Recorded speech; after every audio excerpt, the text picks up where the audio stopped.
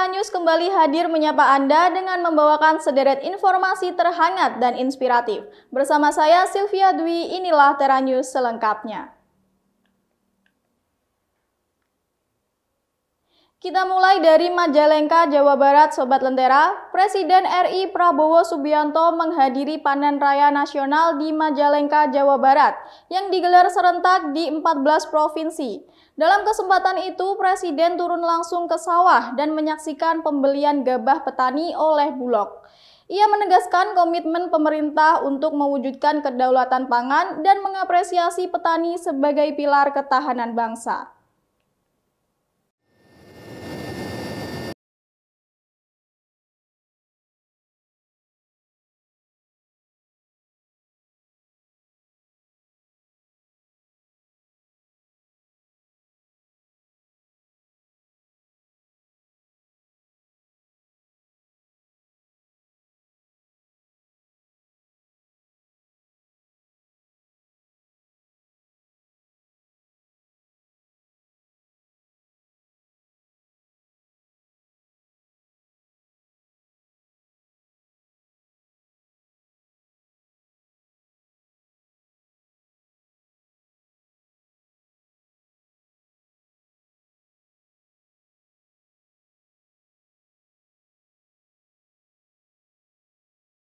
Kali bertahun-tahun tanpa pangan tidak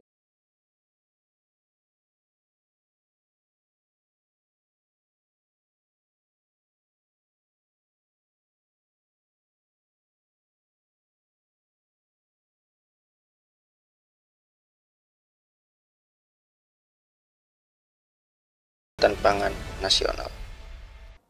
Kita ke berita selanjutnya. Final Copa del Rey musim ini akan kembali mempertemukan Barcelona dan Real Madrid dalam El Clasico. Kedua tim memastikan tempat di final setelah mengalahkan lawan mereka dengan dramatis di semifinal. Final Copa del Rey 2024-2025 akan menyajikan El Clasico yang mempertemukan dua raksasa Spanyol, FC Barcelona dan Real Madrid. Barcelona memastikan tempat di final setelah mengalahkan Atletico Madrid dengan skor tipis 1-0 pada leg kedua. Gol kemenangan dicetak oleh Ferran Torres pada babak pertama, memanfaatkan assist dari Lamine Yamal.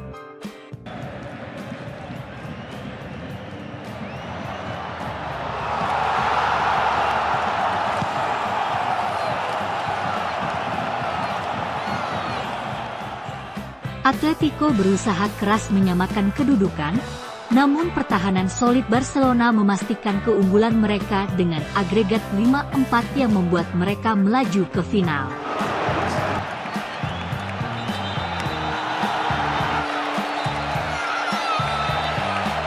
Di sisi lain, Real Madrid meraih tiket ke final setelah pertandingan dramatis melawan Real Sociedad. Pertandingan berlangsung panjang dihujani gol hingga 90 menit. Papan skor dibuka oleh Ander Barrenechea pada menit 16, kemudian dibalas oleh Endrick pada menit ke-30.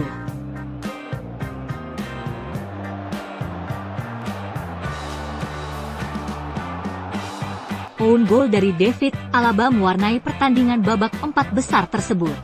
Bellingham serta Tchouaméni juga mencatatkan namanya pada papan skor.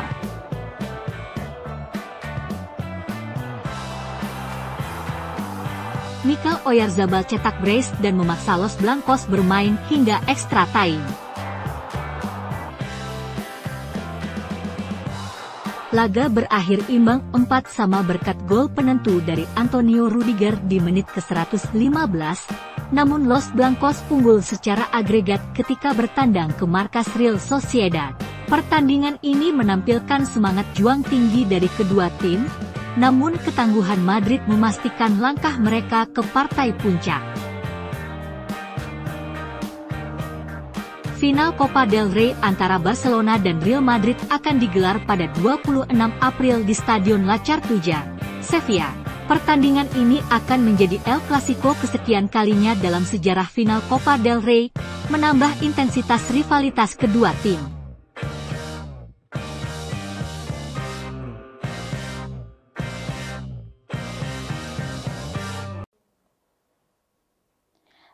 satu kuliner khas dari Kabupaten Brebes, Jawa Tengah adalah sate blengong. Blengong sendiri merupakan hasil perkawinan silang antara bebek dengan itik atau entok. Penasaran seperti apa proses pengolahannya dan tentunya seenak apa rasanya? Berikut liputan untuk Anda. Sobat Lentera, jika sedang berkunjung ke Brebes, jangan hanya mencari telur asinnya. Ada satu kuliner khas yang tak kalah menarik untuk dicicipi, namanya sate blengong. Sekilas sate ini mungkin tampak seperti sate pada umumnya. Namun jika diperhatikan lebih dekat, ukurannya jauh lebih panjang, bahkan bisa mencapai 35 cm per tusuk. Yang membuatnya semakin unik, sate ini tidak dibakar, melainkan dimasak menggunakan kuah bumbu merah yang kaya akan rempah-rempah. Blengong sendiri merupakan jenis unggas hasil persilangan antara bebek dan entok. Tekstur dagingnya berserat seperti bebek, tetapi tetap lembut dan empuk seperti daging entok. Perpaduan yang menghasilkan sensasi tersendiri saat disantap. Potongan daging blengong yang besar akan diungkep dalam bumbu merah pedas yang menggoda selera. Di dalamnya terdapat cabai, bawang, pala, serai, dan aneka rempah lainnya yang memberikan aroma harum dan rasa yang mendalam. Proses ini juga membuat daging menjadi lebih empuk dan bebas dari bau amis. Biasanya sate blengong disajikan bersama kupat gelabet, ketupat yang disiram dengan kuah santan kental berwarna kuning. Rasanya gurih, sedikit pedas, dan semakin lengkap dengan taburan bawang goreng serta kerupuk. Satu suapan saja sudah cukup membuat Sobat Lentera ketagihan. Sate blengong dapat dengan mudah ditemukan di sekitar alun-alun Brebes, terutama pada sore hingga malam hari. Harganya pun cukup terjangkau, mulai dari Rp5.000 per tusuk. Tak heran jika kuliner ini menjadi salah satu kebanggaan warga Brebes. Bahkan pada Oktober 2023 lalu, sate blengong telah ditetapkan sebagai warisan budaya tak benda oleh Kementerian Pendidikan, Kebudayaan, Riset, dan Teknologi.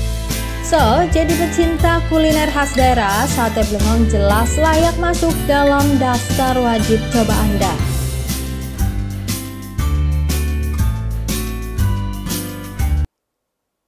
Sesaat lagi kita akan membahas tentang seorang diaspora Indonesia yang memperkenalkan berbagai masakan khas Minang ke warga Amerika Serikat. Jadi tetap di Tera News.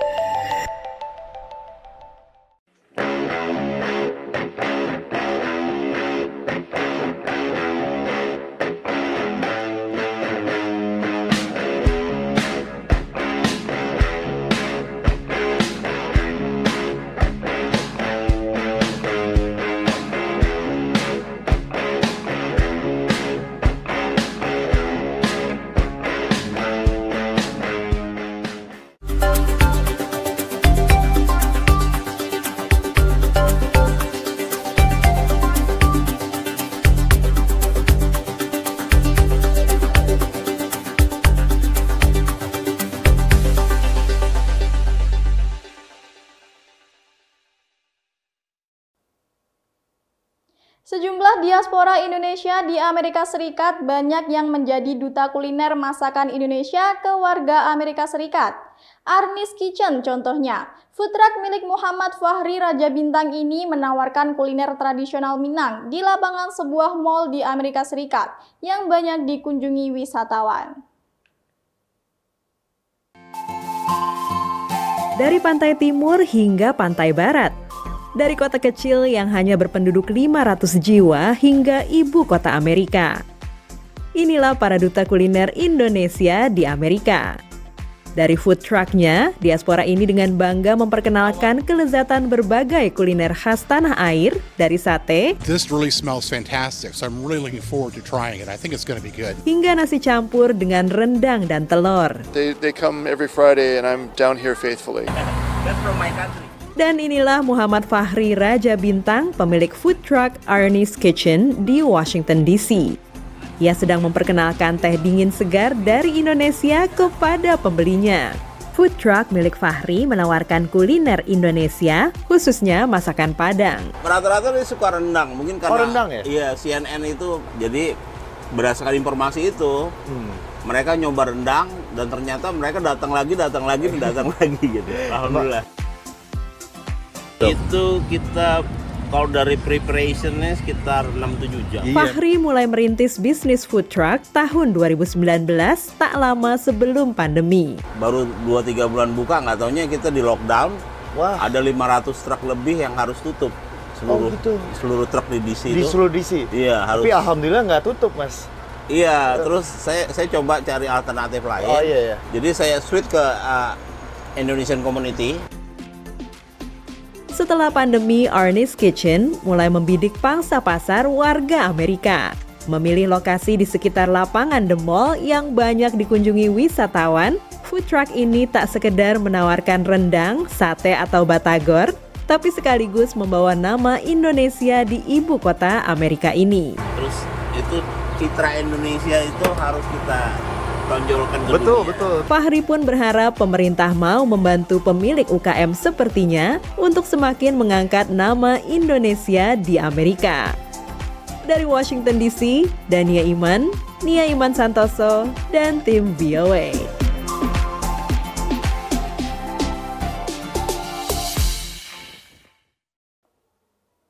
Siapa yang nggak suka dengan boba tea? Di kota New York, minuman ini ternyata banyak diminati juga, apalagi di tengah teriknya matahari musim panas.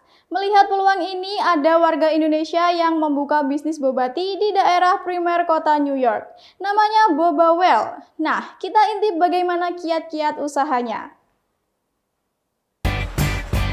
Seperti halnya di Indonesia, minuman manis segar asal Taiwan berbahan dasar teh dan susu, boba tea, naik daun di kota New York.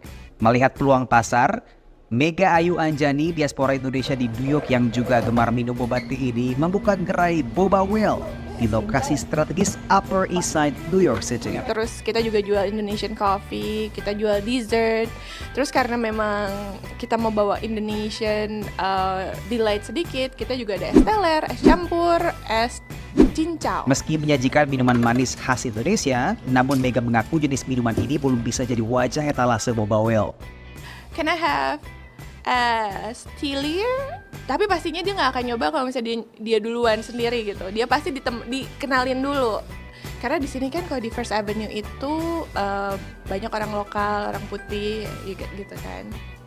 Dan nggak bisa dipungkirin banyak yang kalau kita tanya Indonesia taunya Bali gitu kan. Sekarang kita misalnya jual es teler, es campur gitu. Kalau misalnya nggak dikenalin sama temennya mungkin nggak ada yang tahu. Jadi itu bukan strategi penjualan kita. Harga menu es teler, es cincau, dan es campur Boba Well tergolong lebih mahal dibanding menu minuman boba lainnya. Karena bahan minuman tropis seperti santan, buah-buahan, dan sirup lokal Indonesia yang sulit didapatkan di New York. Pemilihan lokasi di First Avenue kawasan Upper East Side ini pun dipilih Mega bukan tanpa alasan. Lokasi ini sibuk dengan aktivitas perniagaan, dekat dengan rumah sakit besar, dan pemukiman warga kelas menengah ke atas. Muda-mudi New York yang hobi jajan juga jadi target empuk untuk pasar minuman manis ini. So I always go for something like a light drink, but recently I discovered this place and ever since the first time I had it, like repeat every single day. We spent a lot on Uber Eats, DoorDash, all that. Buka usaha di kota New York juga masih harus berurusan dengan perizinan sanitasi dari Dinas Kesehatan Kota yang menjelimet.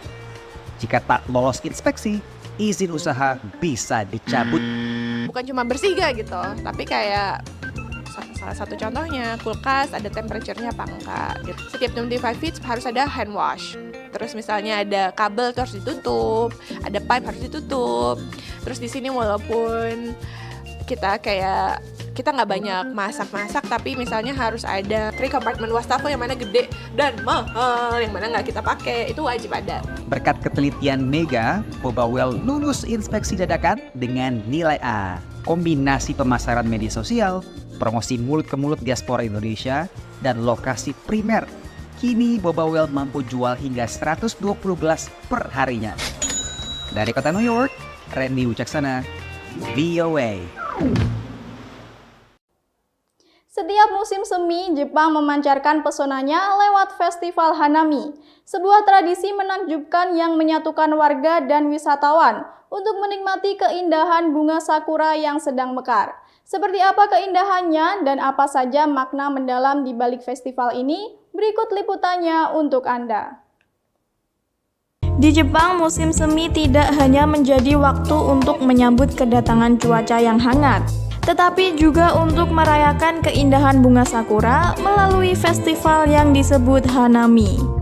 Festival Hanami yang secara harfiah berarti melihat bunga, telah menjadi tradisi turun-temurun yang tidak hanya dinikmati oleh masyarakat Jepang saja, tetapi juga menarik ribuan wisatawan dari seluruh penjuru dunia. Festival ini pertama kali muncul pada abad ke-8 sebagai perayaan khusus yang diadakan oleh kaum elit untuk menikmati bunga sakura yang mekar dengan indahnya. Hanami biasanya berlangsung dari akhir Maret hingga awal April, tergantung lokasi geografis masing-masing kota.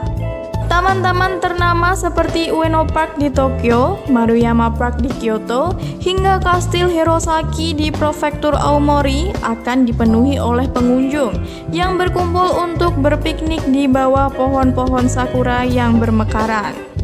Hanami mencerminkan filosofi budaya Jepang yang menghargai kefanaan hidup. Mekarnya bunga sakura yang hanya berlangsung dalam waktu singkat menjadi pengingat akan keindahan momen-momen yang berlalu cepat dalam kehidupan. Anda dapat menikmati festival ini dengan diiringi berbagai pertunjukan seni tradisional dan live music di bawah pohon sakura. Selain itu, Anda juga dapat menikmati makanan khas Jepang seperti takoyaki dan yakitori yang dijajakan oleh para penjual di sekitar taman. Sebagai simbol harapan dan awal yang baru, Festival Hanami membuktikan bahwa keindahan alam bisa menjadi jembatan yang menyatukan berbagai budaya dan generasi. Informasi tadi mengakhiri Tera News saat ini. Anda dapat saksikan kembali tayangan saat ini di YouTube channel kami, Lentera TV Media, dan website kami, lentera.tv. Saya Sylvia Dwi pamit undur diri, terima kasih dan sampai jumpa.